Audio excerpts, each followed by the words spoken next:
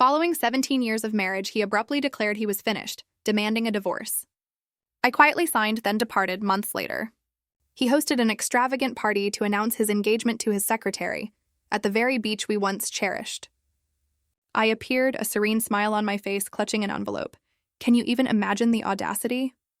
I stood there on the very same Malibu beach where I married my ex-husband 17 years ago, watching him celebrate his engagement to his secretary. But in my hand, I held the single piece of paper that would absolutely obliterate his perfect, carefully constructed world. He just didn't know it yet. But before we dive into that moment, into the chaos I was about to unleash, I need to tell you how I got there, how I became the woman standing on that beach, holding the power to destroy everything Austin valued. It all started about 3 months earlier, before the divorce papers, before I knew about Olivia. Back then, I was still playing the role of the perfect corporate wife. Our lives ran on invisible schedules, a script I'd memorized like scripture. Thursday evenings, salmon dinner at 7:30 sharp.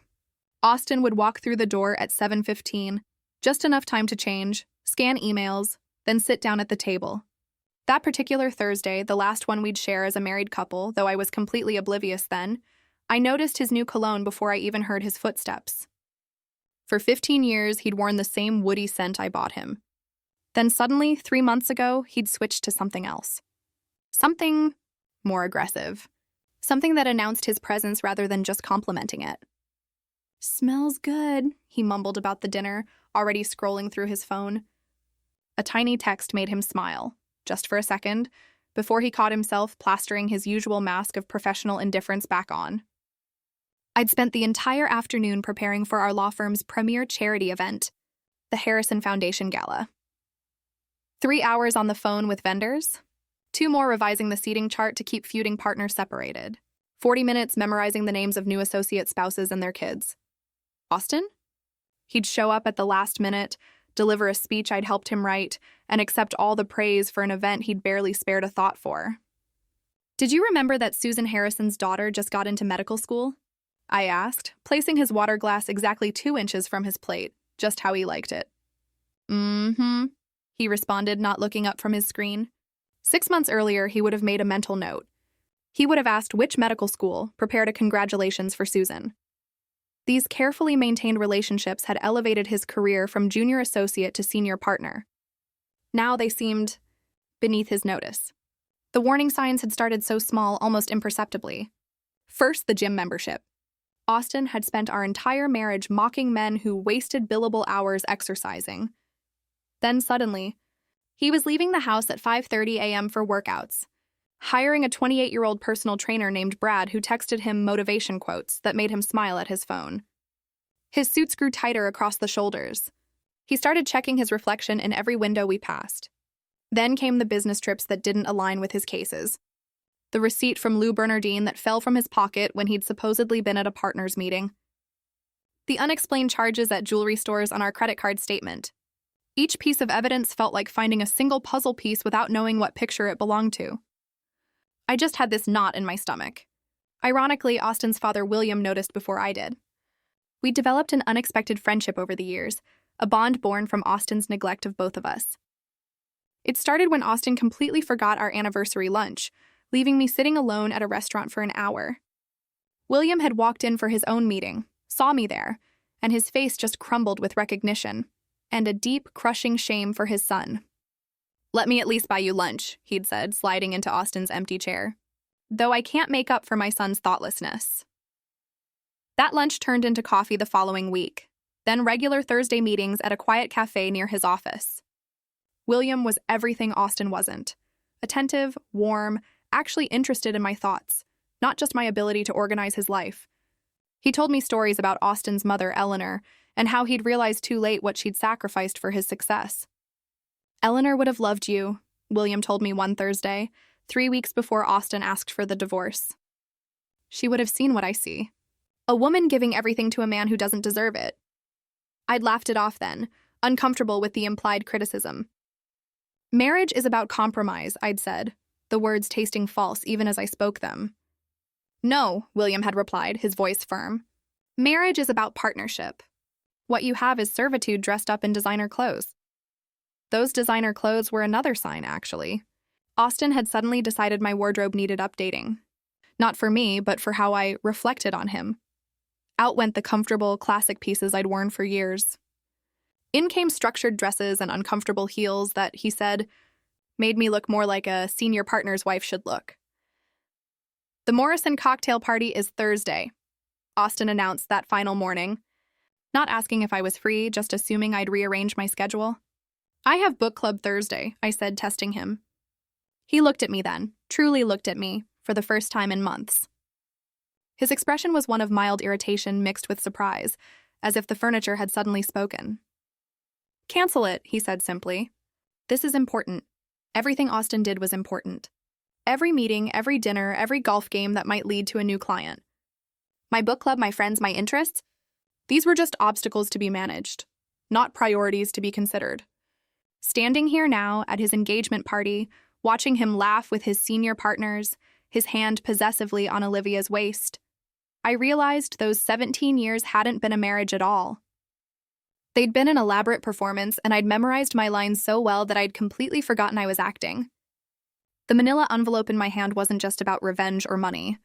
It was about finally stepping off the stage I'd been performing on and watching the entire theater collapse without its most essential support. The white pavilions fluttered in the ocean breeze as I approached the gathering. But my mind pulled me back to that Thursday evening 3 months ago, when everything shifted. I could still hear the mechanical precision of plates sliding into the dishwasher rack, each movement deliberate and calculated, as if Austin had rehearsed this moment in his mind. The kitchen felt smaller that night, the walls pressing in as he spoke, without even turning around. I'm done, Kay. I want a divorce. 5 words. Delivered to the back of his head. I'd been holding a glass of Malbec, and I remember watching the wine tremble, tiny ripples disturbing its surface. The refrigerator hummed louder than usual. Or maybe the crushing silence between us just amplified every sound. There was a water stain on the ceiling I'd never noticed before, shaped like a question mark. And I just focused on it while my entire marriage dissolved in the space between the dishwasher and the kitchen island. That's it? My voice had come out steady, which seemed to surprise both of us. 17 years and you're just done? Austin finally turned then, wiping his hands on a dish towel with the same methodical care he applied to everything. His expression was closed off, professional, the face he wore for difficult client meetings. We both know this hasn't been working, he said, folding the towel into a perfect square. It's better to be honest about it. The conversation lasted exactly 12 minutes. I know because I watched the microwave clock the entire time, green numbers marking the systematic destruction of everything we'd built. Austin outlined his plan with the efficiency of a corporate merger. He'd already consulted a lawyer, already found an apartment, already calculated the division of assets. The sheer precision of it told me this wasn't a sudden decision. This was months of planning, delivered in minutes. Over the following 2 weeks, Austin dismantled our life with surgical precision. He packed only when I was at the grocery store on Tuesday mornings or during my Thursday book club. I'd come home to gaping holes in the closet, empty spaces where his shoes had been, hangers swaying slightly as if disturbed by ghosts. He took his grandfather's Rolex, but left the watch I'd given him for our 5th anniversary.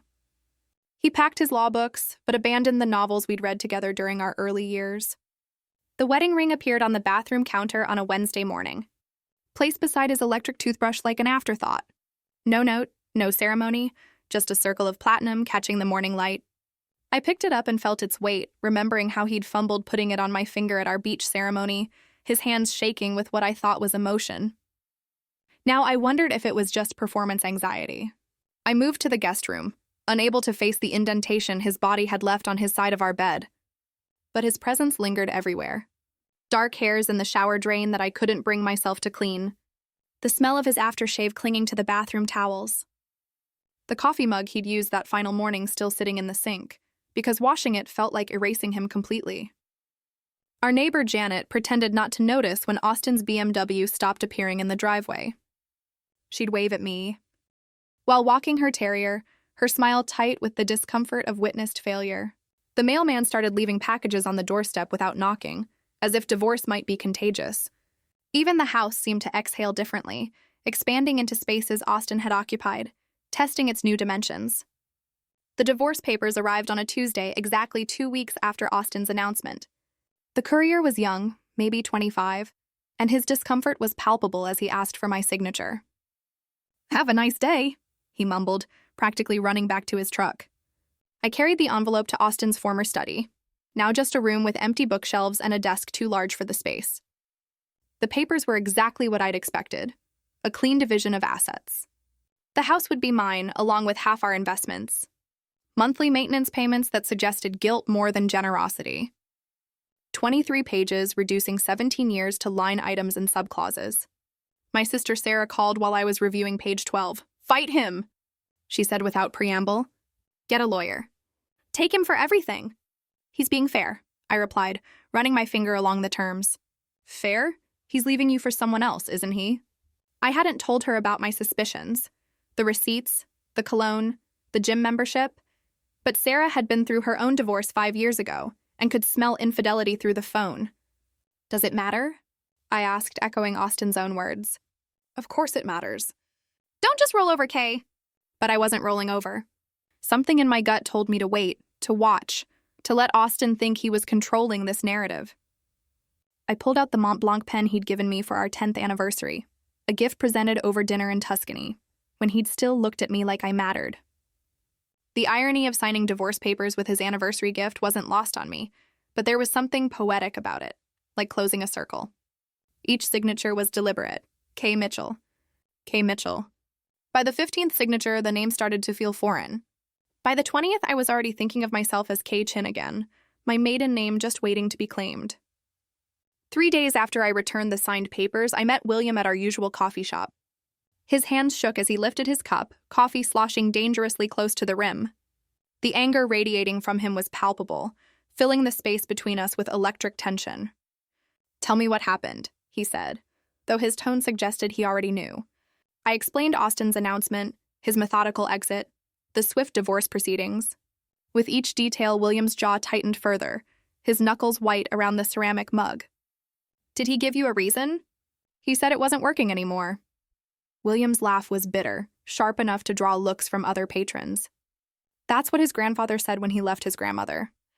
Almost word for word. I hadn't known that story, and the parallel sent a chill through me. "There's someone else, isn't there?" William asked, though it wasn't really a question. "Most likely." He reached across the table and took my hand, his touch gentle despite his obvious rage. "You deserved better, Kay. You've always deserved better than what my son was capable of giving." We sat in silence for a moment, the coffee shop noise fading around us. William's thumb traced small circles on my hand, a paternal gesture that made my eyes burn with unshed tears. "I failed him somehow," William said quietly. "Failed to teach him what really matters. Eleanor would be devastated to see what he's become." "This isn't your fault," I assured him, squeezing his hand. But William's expression suggested he carried something I didn't know. Some deeper knowledge about his son that went beyond a failed marriage. Looking back now, standing at this engagement party with his will in my hands, I understood that William had already been planning his own form of justice. William's words hung in the air of the coffee shop as we parted ways that afternoon, his promise that Austin would face consequences someday feeling hollow in the moment. I drove home through streets that seemed unchanged, despite my world having shifted completely. The house waited for me, still filled with Austin's choices, his aesthetic, his need for everything to appear perfect from the outside. The next morning, I stood in the living room with a cup of coffee, really seeing the space for the first time in years. Everything was white, gray, and black. Austin had hired an interior designer 5 years ago who'd stripped away anything that might be considered warm or personal. The walls were gallery white, the furniture angular and uncomfortable. The art? Abstract pieces chosen for their investment value rather than any emotional connection. It looked like a high-end hotel lobby. Beautiful in photographs, but impossible to relax in. I set down my coffee and picked up a throw pillow, one of 6 identical gray squares arranged with military precision on the couch. Without thinking, I hurled it across the room. It hit the wall with a satisfying thump, knocking askew one of Austin's precious abstract prints. The crooked frame looked better somehow. More honest. By noon, I'd driven to 3 different furniture stores, not shopping so much as gathering courage. The salesperson at the 3rd store, a woman about my age with paint under her fingernails, understood immediately. Starting over? She asked gently. Something like that. Then you need color. You need softness. You need things that make you smile when you walk into a room. Over the next 2 weeks, the transformation was radical. The white walls became warm terracotta in the living room, soft sage in the bedroom, a bold turquoise in what had been Austin's study. I bought an overstuffed sectional in rich burgundy velvet that Austin would have despised. Throw pillows in jewel tones, curtains that actually blocked light instead of just looking architectural. Plants appeared everywhere, monstera, pothos, fiddle leaf figs, creating the controlled chaos of actual life. Janet from next door knocked one afternoon while I was hanging wind chimes on the porch. "Kay, I hardly recognized the place when I walked by," she said, peering through the doorway. "May I?" I led her inside, watching her expression shift from polite interest to genuine surprise. "It's so warm now," she breathed, running her hand along the new chenille throw draped over the couch. "I never wanted to say anything before, but your house always felt like a museum. Beautiful, but don't touch anything." "That was the point, I think," I admitted. Austin wanted to impress people, not welcome them. 2 months had passed in this renovation therapy when my phone buzzed with an Instagram notification on a Saturday morning. I almost ignored it. I'd been avoiding social media since the divorce. But the preview showed Olivia Chen's name. Curiosity won. The image stopped me cold. There was Austin, tanned and smiling on our beach at Malibu, the place where we'd exchanged vows 17 years ago, where we'd returned for anniversaries until he'd become too busy. Olivia's left hand rested on his chest, displaying a diamond ring that caught the sunset light. The caption read, "He proposed at sunset. Can't wait to celebrate with everyone at our engagement party this weekend. Same perfect spot where love found us." My coffee mug slipped, catching the edge of the counter before I shattered it. The comments were already flooding in. Heart emojis, congratulations, colleagues from Austin's firm celebrating the happy news. The timestamp showed the photo was posted an hour ago. But when had the actual proposal happened? I did the math quickly. We'd been divorced for exactly 10 weeks, which meant Austin had been planning this new future while still sleeping beside me. I scrolled through Olivia's profile with the focus of a detective. There. 3 months ago, a photo from a San Francisco conference. Life. She'd captioned it. But I remembered that weekend. Austin had gone to San Francisco for depositions, had called me from his hotel to say goodnight. In the corner of Olivia's photo, I could see a man's watch on the nightstand. Austin's Rolex. 4 months ago, a picture of her at a restaurant I recognized. Lou Bernardine. The receipt I'd found in Austin's pocket. She'd photographed her dessert, but in the reflection of a spoon, I could make out Austin's profile. 5 months ago, wearing a necklace I'd never seen before, one that matched charges on our credit card statement I'd questioned. Austin had claimed it was a client gift he'd forgotten to expense. The pattern was clear. While I'd been managing his life, planning his dinners, maintaining his image, he'd been building a completely different existence with a woman half his age. But it was the ring that made me grab my phone and dial a number I hadn't used in years. "Aunt Helen," I said when Austin's mother's sister answered. "It's Kay. I need to ask you something about Eleanor's jewelry collection." Helen had never liked Austin, had been vocal about it at family gatherings until Austin stopped inviting her. "What about it, dear?" she asked, her voice warming despite the years of distance. "The emerald-cut diamond ring with the Art Deco setting. Austin said it was lost when you moved Eleanor's things." There was a long pause. "Lost? That ring has been in the family for 90 years. Eleanor specifically wanted it saved for..." She stopped. "Why are you asking?" I texted her the photo of Olivia's hand. The silence stretched so long I thought we'd been disconnected. "That's it," Helen said, her voice shaking with anger. "That's Eleanor's mother's ring. Austin told me he was having it reset for your anniversary. That was 8 months ago. 8 months. 8 months before the gym membership, before the new cologne, before any signs I'd noticed. He'd been planning his exit while I was still believing in our future. I was sitting in my newly colorful living room, still processing this timeline of deception, when the doorbell rang at 7 that evening. Through the peephole, I saw William standing on my porch, his face drawn and serious, holding what looked like documents against his chest. "I'm sorry to come by so late," he said when I opened the door. "But there's something you need to know." He paused in the entryway, his eyes taking in the transformation. The white walls were gone, replaced with warm earth tones. The uncomfortable modern furniture had given way to pieces that invited you to sit, to stay, to actually live in the space. "You've made it a home again," he said softly, running his hand along the restored wooden banister I'd uncovered beneath Austin's industrial metal addition. Eleanor would have loved this. "What did you need to tell me?" I asked, though something in his expression made my pulse quicken. He pulled a manila folder from inside his coat, his hands trembling slightly as he held it out to me. 8 years ago, after Eleanor passed, I made some changes to my will. I've been waiting for the right moment to tell you about them. William's expression held something deeper than just anger about the divorce, a weight that made the air between us feel charged with unspoken knowledge. He pulled a folded document from his inner jacket pocket, his movements careful and deliberate, as if he were handling something precious and dangerous simultaneously.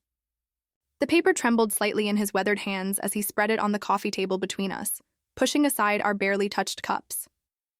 8 years ago, after Eleanor passed, I made some changes to my estate planning, he began, his voice low enough that I had to lean forward to hear him.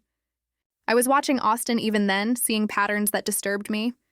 The way he treated you at Eleanor's funeral, more concerned about the reading of her will than comforting anyone. The way he calculated the value of her jewelry before her body was even cold. The highlighted section seemed to pulse on the page, yellow marker bleeding through the legal text. William's finger, steady despite his earlier shaking, pointed to a paragraph dense with terminology. I read it once, the words sliding past without meaning, my brain refusing to process what seemed impossible. The second reading made my breath catch. By the third, my hands were gripping the edge of the table hard enough to leave marks. In the event that my son, Austin James Mitchell, initiates divorce proceedings against his spouse, Kay Chin Mitchell, without documented evidence of adultery on her part, all inheritance rights shall be forfeit.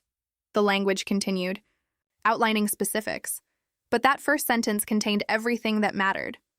"This can't be legal," I whispered, looking up at William's grim face. My estate attorney spent 3 months making sure it was ironclad. Every word chosen specifically, every loophole closed. William's satisfaction was bitter, tinged with the sadness of a father who'd felt the need to protect me from his own son. "The clause only applies if Austin initiates the divorce. If you had filed or if he could prove infidelity, the inheritance would remain intact." My mind raced, calculating dates and timelines. Austin had filed for divorce exactly 2 weeks after his announcement, his name on every document as the petitioner. No mention of adultery, no accusations of misconduct, just irreconcilable differences and a swift division of existing assets. He'd been in such a hurry to move forward with Olivia that he'd never even considered. "There might be consequences beyond our current bank accounts. How much are we talking about?" I asked, though part of me already knew it would be substantial. William had built his investment firm from nothing, had patents from his engineering days, owned properties across California. "The current valuation is approximately $23 million, William said, his tone matter-of-fact despite the astronomical figure. That includes the investment portfolio at around $15 million, the commercial properties in downtown Los Angeles worth $6 million, the family business shares, and various other assets, including Eleanor's art collection, $23 million. The number felt abstract, impossible. Austin had grown up expecting this fortune, had built his entire life around the certainty of inheriting his father's empire. Every career move, every calculated relationship, every sacrifice he demanded from me had been in service of maintaining his position as sole heir. "He's never read it," William continued, a note of disgust creeping into his voice. "I've asked him multiple times over the years to review the estate documents, to understand his responsibilities. He always brushed it off, said he trusted me to handle things fairly. What he meant was he assumed everything would automatically flow to him." My phone buzzed on the table. An Instagram notification. Olivia Chen had tagged Austin in another post. This time, a photo of wedding venues. The caption read, "Narrowing down our dream location. Can't wait to start our perfect life together." The casual cruelty of it, the public display of their relationship while our divorce ink was barely dry, made my stomach turn. William saw my screen and his jaw clenched. "The engagement party is this Saturday at Malibu Beach," he said. "She sent me an invitation." "Can you believe that? To the same beach where you and Austin married?" The poetic cruelty of it was breathtaking. Austin proposing to his secretary at the site of our vows, erasing 17 years with a new promise in the same sand where we'd stood barefoot and full of hope. But now, with this document between us, the location took on new meaning. It would be the place where Austin's carefully constructed future would collapse. I should be there, I said slowly, the plan forming even as I spoke. To deliver this information. William's eyes gleamed with something between pride and vengeance. I was hoping you'd say that. I could do it myself, but coming from you, with all those witnesses present, the impact would be devastating. We spent the next hour strategizing, our coffee growing cold as we mapped out the approach. William would have his attorney prepare official documentation, properly notarized and sealed. I would arrive during the party, not before when I might be turned away, not after when the moment would be lost. William offered to accompany me, to stand beside me as I delivered the news, but I declined. This is something I need to do alone, I explained, and he understood. This wasn't about requiring support or protection. This was about standing on my own feet and watching Austin realize that the docile wife he discarded held the power to dismantle everything. That evening, I stood before my closet, selecting each piece of my outfit with military precision. The white sundress that moved like water, suggesting grace rather than grief. Austin had always preferred me in dark colors, professional blacks and grays that wouldn't draw attention from him. The flowing white fabric would make me impossible to ignore.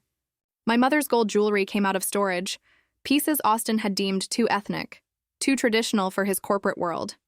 The delicate chains and intricate earrings caught the light, each piece a connection to the heritage he'd asked me to minimize. The oversized sunglasses weren't just for mystery but for control. Whatever emotions I might feel walking onto that beach, they would remain hidden behind designer frames. I practiced in front of the mirror, not just my walk, but my entire demeanor. The slight smile that suggested confidence without aggression. The way I would hold the envelope, casual but visible. The tone I would use, pleasant and calm, as if discussing the weather rather than destruction. This would be the performance of my lifetime. 17 years of playing Austin's perfect wife, transformed into one moment of perfect justice. William called that night to confirm everything was arranged. The attorney will have the official letters ready for Monday delivery to Austin's office, he said. But your appearance at the party, that's what will make this memorable. As I hung up, I thought about the Austin I'd fallen in love with 20 years ago, the ambitious law student who'd promised me partnership, not servitude. Somewhere between his first promotion and his father's growing fortune, that person had disappeared, replaced by someone who saw people as assets to be managed or discarded. Saturday wouldn't just be about revealing the will's clause. It would be about showing Austin that the asset he discarded had been the one keeping his future intact. Saturday morning arrived with the kind of crystalline California sunshine that made everything look like a film set. I drove toward Malibu with the windows down, letting the salt air tangle my carefully styled hair, knowing I could fix it when I arrived. The envelope sat on the passenger seat, its corners perfectly sharp, the weight of it somehow heavier than paper should be. My phone showed 3 missed calls from my sister Sarah, but I couldn't talk to anyone right now. This moment required complete focus. The beach parking lot was already crowded with luxury vehicles when I arrived at 4:30. Mercedes, BMWs, a few Teslas, and Austin's precious new Porsche, positioned prominently near the entrance. I parked my modest Honda between a Range Rover and an Audi, remembering how Austin used to complain about my car not fitting his image. Today, that simplicity felt like strength. The transformation of the beach was remarkable in its extravagance. White silk pavilions dotted the sand like expensive mushrooms, each one perfectly positioned to catch the ocean breeze without collapsing. The main tent stretched across what must have been 40 feet of beach, its peaks reaching toward the sky in architectural defiance of nature. Beneath it, round tables draped in cream linens held centerpieces of white orchids and pale blue hydrangeas, each arrangement probably costing more than most people's weekly groceries. I recognized the caterer immediately. Maison Blanc had done our 10th anniversary party, the owner, Marie, greeting me personally back then, complimenting my menu choices. Now her staff moved efficiently through the space, carrying trays of champagne and delicate canapes that I knew, without tasting, would be perfect. The string quartet was setting up near the waterline, and as they began their sound check, the opening notes of Pachelbel's canon drifted across the sand. Our wedding song. The same arrangement we'd used 17 years ago when I'd walked barefoot through the same sand toward a younger Austin who'd cried when he saw me. The florist was another familiar face. David from Botanical Dreams had created our wedding arrangements, understanding instinctively that I wanted wildness contained rather than formal structure. Now his team was placing the final touches on arrangements that looked nothing like what we'd chosen together. These were Olivia's choices, all rigid lines and controlled beauty. Orchids imprisoned in geometric vases. I adjusted my sunglasses and began walking toward the main gathering, my heels sinking slightly with each step. The sand was already warm despite the ocean breeze, and I could feel eyes beginning to track my movement. The first recognition came from Patricia Hendress, one of the partners' wives, who'd been to our house for dinner at least 20 times over the years. Her champagne glass paused halfway to her lips, her eyes widening behind designer frames. "Kay!" she said, loud enough that several heads turned. I smiled warmly. "Patricia, how lovely to see you. You look wonderful." She struggled for words, her gaze darting between me and the main tent where Austin held court. Behind her, I caught sight of Robert and James, two junior partners from Austin's firm, who'd spent countless Sunday afternoons watching football in our living room. They exchanged glances, and Robert actually took a step backward, as if my presence might be contagious. The ripple effect began immediately. Conversations halted mid-sentence. Champagne flutes lowered. Heads turned to track my progress across the sand. I recognized so many faces from 17 years of carefully cultivated relationships. There was Dr. Morrison from the country club, whose affair with his dental hygienist I'd never mentioned to anyone. Sandra Phillips from the charity board, who'd cried in my kitchen after her son's drug arrest, trusting me to keep her secret. Marcus Chin from Austin's firm, who'd once drunkenly confessed his gambling debts at our Christmas party. They all watched me now with expressions ranging from shock to discomfort, to something that might have been guilty recognition. These people who'd chosen Austin's side in the divorce, who'd stopped returning my calls, who'd unfriended me on social media with surgical precision. They stood frozen, unsure how to process my appearance at Austin's engagement celebration. I continued walking, my path steady and deliberate. Near the main tent, I spotted the core group. Austin stood at the center, his back to me, gesturing as he told what was undoubtedly a story about his latest courtroom victory. Olivia hung on his arm, her laugh tinkling across the space like broken glass. She wore a white designer dress that probably cost more than most people's monthly rent, the fabric clinging in ways that suggested architecture rather than clothing. Her dark hair was pulled into an elegant chignon, diamonds glittering at her throat and ears. It was Olivia who saw me first.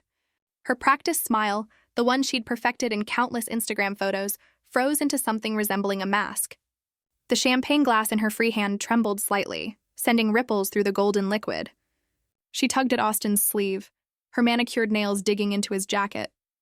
"Austin," she whispered, but her voice carried in the sudden quiet that had descended around their group. He turned with the measured control of someone used to managing juries. His expression shifted through a calculated sequence of emotions. Surprise first, quickly suppressed, then annoyance smoothed into professional neutrality.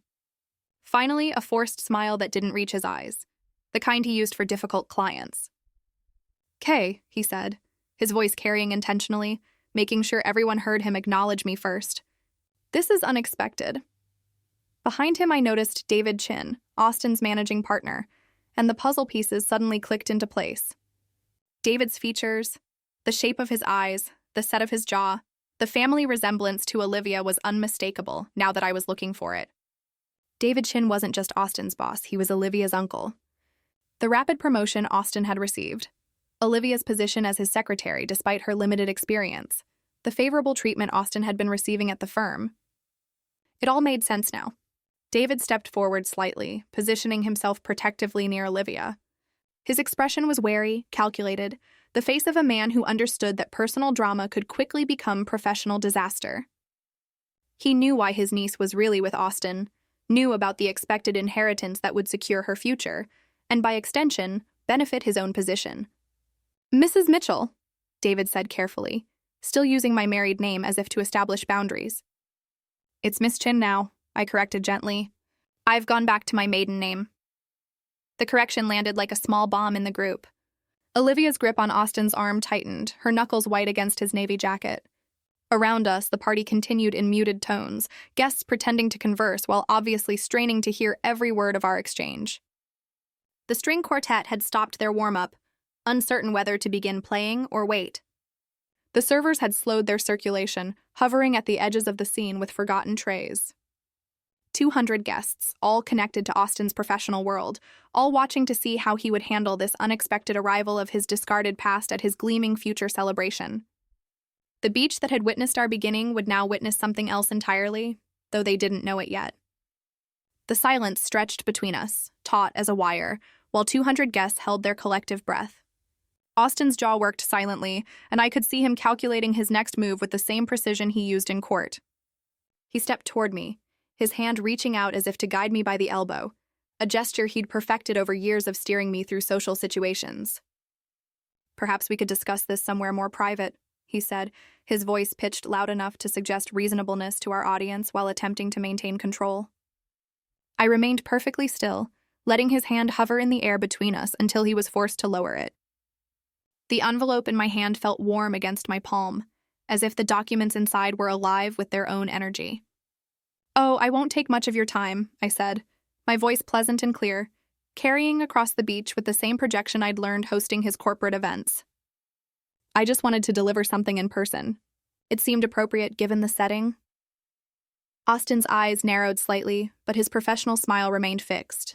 Behind him, David Chin shifted his weight, his business instincts clearly warning him that something significant was about to unfold. Olivia's grip on Austin's arm had become almost desperate, her knuckles white against his navy jacket, her breathing shallow and quick. "What is this about, Kay?" Austin asked, attempting to inject authority into his tone. I pulled the document from the envelope with deliberate care, the official seal catching the late afternoon sunlight. "It's about your father's will, Austin. Specifically, the moral clause he added 8 years ago." The words landed like stones dropped into still water. Ripples of shock spread through the assembled crowd. Several phones appeared in hands, held at angles that suggested recording rather than checking messages. Austin's colleague, Marcus, actually stepped closer, his expression shifting from discomfort to intense interest. "What are you talking about?" Austin's voice had lost its measured control, rising slightly in pitch. "The clause is quite specific," I continued, holding the document where he could see it but not quite reach it. "If you initiated divorce proceedings against me without documented proof of infidelity on my part, you forfeit your entire inheritance. Everything transfers to your mother's cancer research foundation." The blood drained from Austin's face so quickly that for a moment I thought he might faint. His mouth opened, then closed, no sound emerging. Behind him, I heard Patricia Hendricks gasp, her champagne glass slipping from her fingers to land soundlessly in the sand. "That's not possible," Austin managed, his voice barely above a whisper. "Your father's attorney confirmed," I said, maintaining my calm tone despite the adrenaline coursing through my veins. $23 million, Austin. The investment portfolio, the commercial properties, the business shares, all of it. David Chin stepped forward, his business mind clearly racing through the implications. A senior partner without his expected inheritance was a very different asset to the firm. His movement seemed to break Olivia from her frozen state. She lunged forward, snatching the document from my hand with such force that one of her acrylic nails caught it. Her eyes moved frantically across the page, her lips moving silently as she read. The designer dress that had looked so elegant moments before now seemed to constrict her breathing, her chest rising and falling rapidly as she processed the legal language. "This is fake," she said, her voice high and desperate. "This has to be fake. Tell them it's fake, Austin." But Austin stood frozen, his legal mind undoubtedly recognizing the authentic formatting, the official seals, the language that matched his father's attorney's style. His silence was more damning than any confession could have been. Olivia's eyes darted between the document and Austin's ashen face, searching for denial that wouldn't come. She stumbled backward, her designer heel catching in the sand and snapping with an audible crack. She kicked off both shoes violently, standing barefoot in the sand, the document crumpling in her clenched fist. "You told me," she began, her voice rising with each word. "You promised me that everything was yours. The fortune, the properties, the future you sold me on." "Olivia, please." Austin reached for her, but she jerked away, nearly colliding with a server carrying a tray of champagne.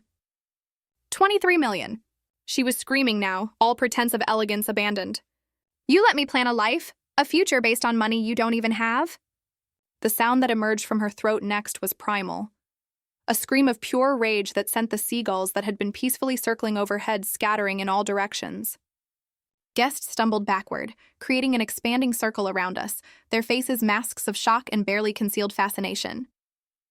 Someone's champagne glass shattered against a rock, the sound sharpening the aftermath of Olivia's scream. "You lied to me!" She threw the crumpled document at Austin's chest, where it bounced off and landed in the sand between them. "Everything was contingent on that money. My uncle vouched for you because of your inheritance." David Chin's face had turned an alarming shade of purple, his professional reputation now tangled in this spectacular public humiliation. He moved toward his niece, perhaps to quiet her, but she rounded on him with equal fury. "You knew?" she accused, pointing a shaking finger at him.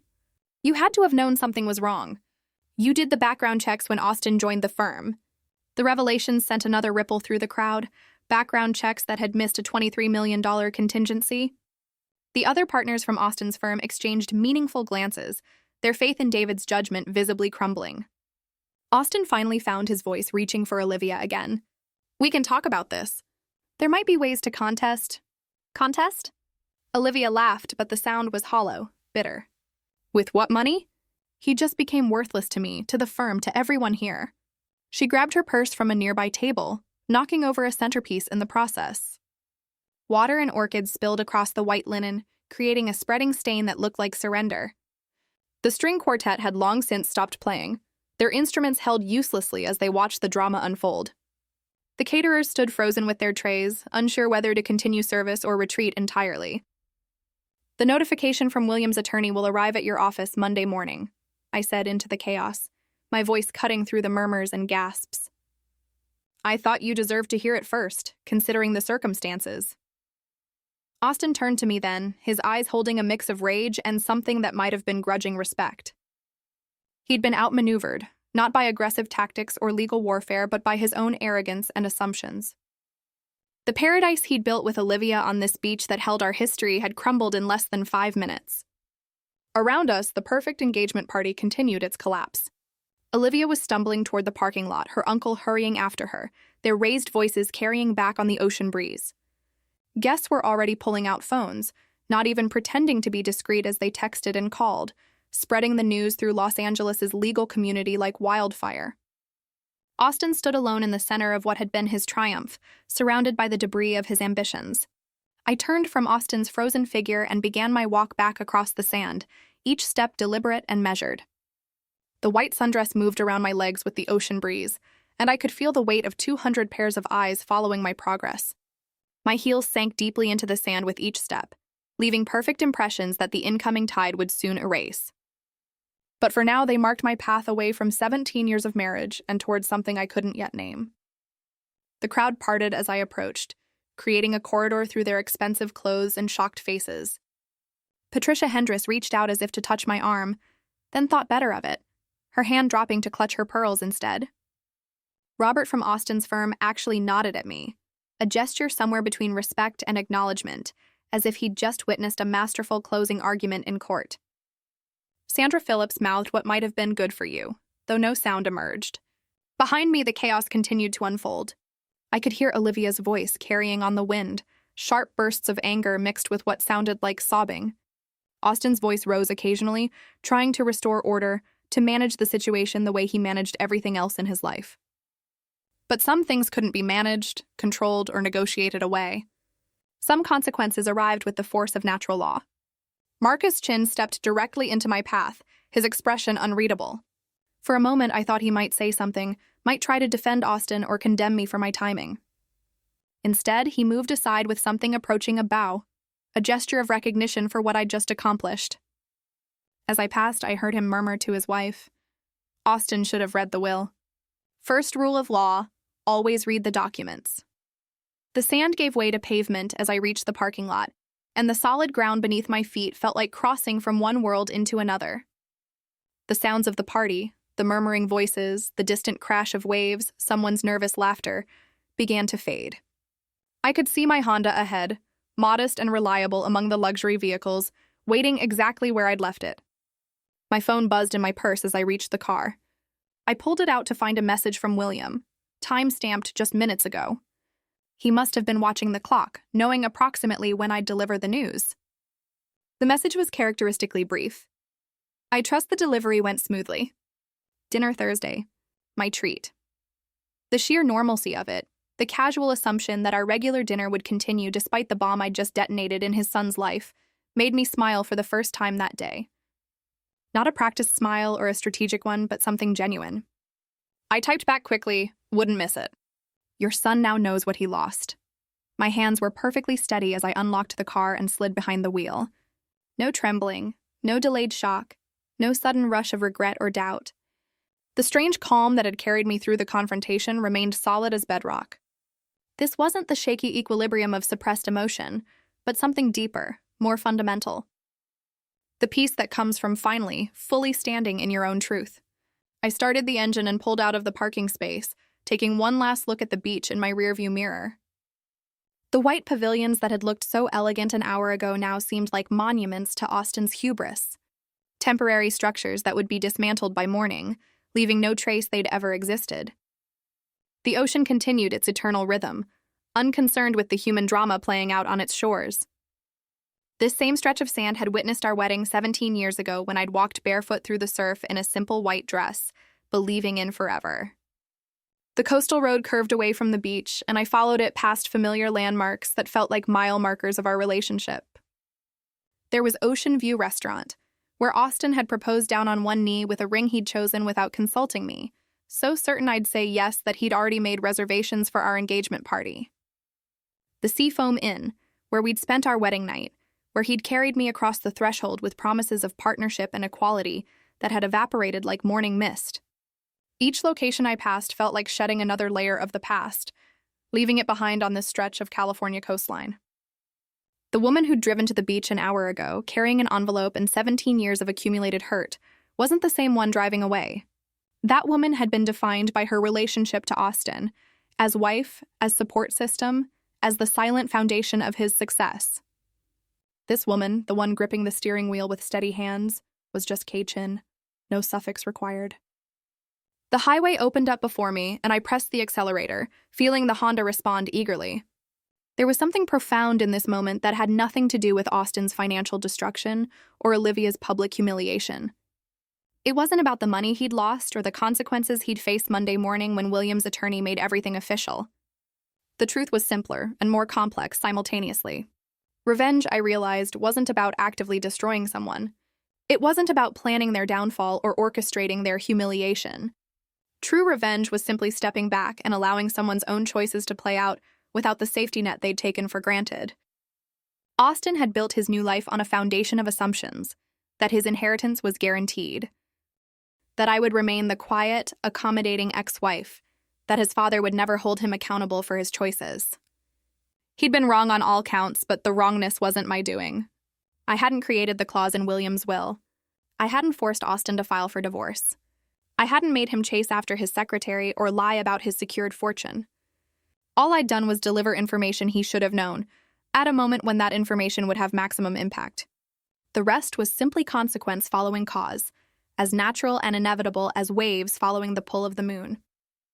Traffic was light heading back toward the city, and I found myself thinking about the Thursday dinners with William that would continue, the redecorated house waiting for me, the painting classes I'd enrolled in for next month. Life would go on, fuller somehow for having shed the weight of Austin's expectations and demands. The future, which had seemed so uncertain when he'd announced his desire for divorce, now stretched ahead with possibility. My phone buzzed again with text messages.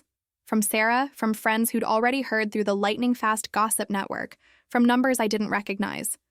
I ignored them all. There would be time for conversations and explanations later. For now, I drove toward the sunset with the windows down, my hair whipping in the wind, the taste of salt and freedom on my lips. The sunset painted the sky in shades of orange and pink as I pulled into my driveway. The automatic response of checking my phone finally winning over my desire for continued silence. 43 messages waited, but I scrolled past most of them, stopping only at one from Marcus Chin, sent just 30 minutes after I'd left the beach. Austin trying damage control. Partners meeting called for Monday morning. David Chin recusing himself from all decisions regarding Austin's position. Thought you should know. Monday arrived with a kind of dramatic flair Austin would have appreciated in his old life. According to Patricia Hendress, who called me that afternoon unable to contain herself, William's attorney had arrived at the law firm at precisely 9:00 a.m., requesting to see Austin in the presence of the senior partners. The envelope he delivered contained not just notification of the inheritance forfeiture, but copies of all relevant documentation, authenticated and notarized, leaving no room for interpretation or hope. Austin just sat there, Patricia reported, her voice hushed with the thrill of witnessed downfall. He didn't say a word for 5 full minutes. Then he asked to be excused and left the building. Security had to box up his office because he never came back. The Cancer Research Foundation that had been Eleanor's passion project released a statement that Tuesday thanking the Mitchell family for their generous contribution while carefully avoiding any mention of the circumstances. $23 million would fund research for years, would save lives, would create something meaningful from the wreckage of Austin's choices. Eleanor would have appreciated the irony. Her son's selfishness transformed into selfless good. By Wednesday, Olivia Chen had vanished from Los Angeles entirely. Movers arrived at Austin's apartment while he was meeting with attorneys, packing her belongings with the efficiency of people paid to not ask questions. She'd left the engagement ring on the kitchen counter with no note, the diamond catching morning light through the window, beautiful and worthless now that its promise had evaporated. Her Instagram account disappeared. Her LinkedIn updated to show a position with the firm's Tokyo office, as far from the scandal as geography allowed. David Chin's response was equally swift and merciless. He issued an internal memo distancing himself from his niece's personal decisions and Austin's unfortunate circumstances, making it clear that nepotism had played no role in any firm decisions. The fact that everyone knew this was untrue didn't matter. The appearance of propriety had to be maintained. Austin's cases were redistributed within days, his name removed from the partnership listings. His parking space reassigned to a younger, hungrier associate who still believed in forever. The gossip mill churned through the story with voracious appetite. Each retelling added new details, some true, most embellished. By the end of the week, the story had morphed into something almost mythical. The discarded wife returning like an avenging angel, the greedy secretary fleeing in shame, the fortune lost to hubris. I heard versions where I'd planned it all from the beginning, where William and I had conspired together, where Olivia had known about the will and gambled anyway. None of them captured the simple truth, that consequences follow actions as surely as shadow follows light. Thursday dinner with William continued as if the world hadn't shifted on its axis. We met at our usual restaurant, ordered our usual meals, and talked about everything except Austin. William had aged years and days, the weight of watching his son's destruction evident in new lines around his eyes. But there was also something like peace in his expression. The foundation called today, he mentioned over dessert.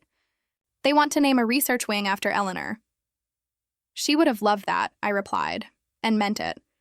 6 months later, on an ordinary Tuesday morning, I ran into Austin at a coffee shop near my art class.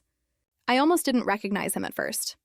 The expensive suits had been replaced with khakis and a simple button-down, the kind you could buy at any department store. His Porsche was nowhere to be seen. Through the window, I could see him walking toward an older model Toyota. Practical and unremarkable. "'Kay," he said, and for the first time in 20 years, he looked directly at me, really saw me. "Hello, Austin." We stood there for a moment. Two people who had once promised forever, now strangers with too much history. He looked older, certainly, but also somehow clearer, as if losing everything had scraped away decades of pretense. "I work at a small firm in the Valley now," he offered unprompted. "Personal injury cases, mostly. It's actually interesting when it's about helping people instead of just billing hours." "That's good," I said, and found that I meant it. "I wanted to apologize," he began, then stopped, seeming to realize the inadequacy of words. "Not for your benefit.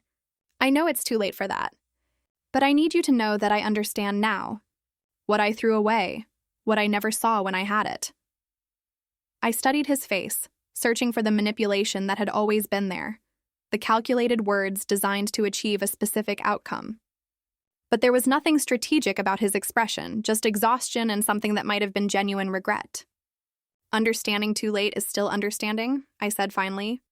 He nodded, started to say something else, then thought better of it. We parted ways without goodbye. Two people walking in opposite directions, finally free of each other's orbits. Thursday dinners with William became the cornerstone of my new life. We explored restaurants across the city, talked about books and art and travel, Built the kind of relationship I'd always wanted with my own father, but never had. He helped me understand tax implications when I sold some investments, celebrated with me when my first painting sold at a local gallery, listened without judgment when I talked about maybe dating again someday. The house became truly mine through small transformations. Austin's home office became my art studio, north-facing windows flooding the space with perfect light. The formal dining room we'd use twice a year became a library filled with books Austin would have called frivolous. The garden, which had been maintained by services to look perpetually perfect, grew wild with vegetables and flowers that attracted butterflies and bees. Standing in that garden one evening, soil under my fingernails, paint still on my jeans, I understood that the best revenge hadn't been about destroying Austin at all. It had been about refusing to be destroyed myself. About walking away from that beach from 17 years of diminishment toward a life that was entirely, authentically, unapologetically mine. The woman who had stood at Malibu Beach with an envelope full of consequences had been seeking justice. The woman tending tomatoes in her own garden had found something better. She had found herself. Wow, this story still gives me chills. Thinking back to that moment on the beach, what would you have done in my place? Would you have delivered the news then and there or waited? Drop your thoughts in the comments below. I really want to hear what you think.